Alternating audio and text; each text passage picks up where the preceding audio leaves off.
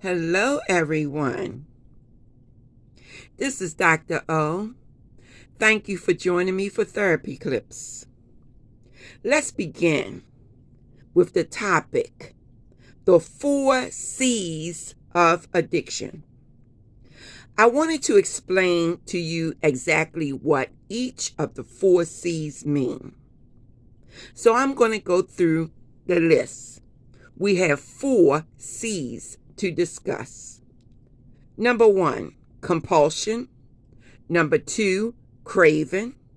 Number 3, consequence. Number 4, control. So let's start with compulsion.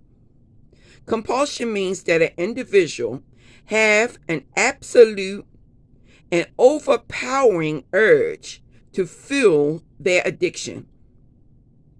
The behavior may start impulsively, but as the addiction grows, it becomes a compulsive habit. By not partaking in the habit, agonizing anxiety occurs, affecting all behaviors.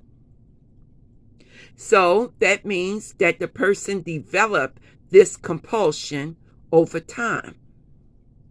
And then it becomes a part of the addiction process.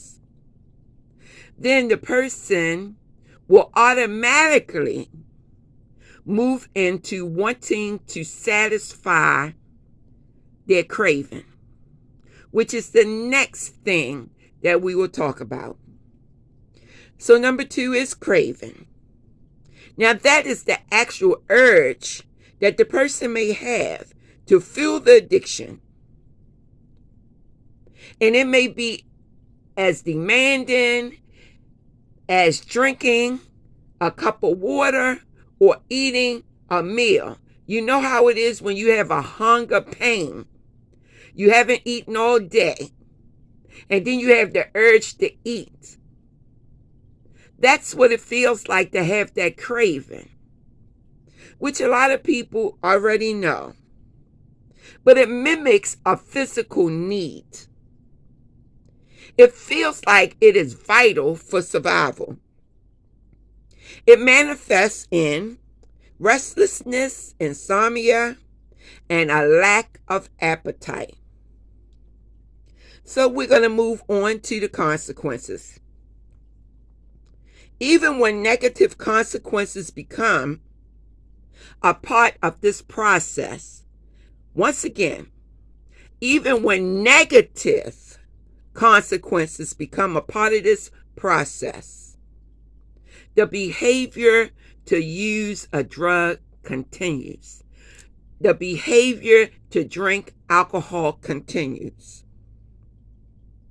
So these consequences begin to filter into other areas of the person's life. For example, it may affect their relationship, their employment situation. They may experience legal consequences and money problems as the result of addiction. So, we're now at number 4. Control of when or how the individual will fuel their addiction is lost. So there's a loss of control in addiction. Oftentimes, in the early stages of addiction, an individual will try to cut down.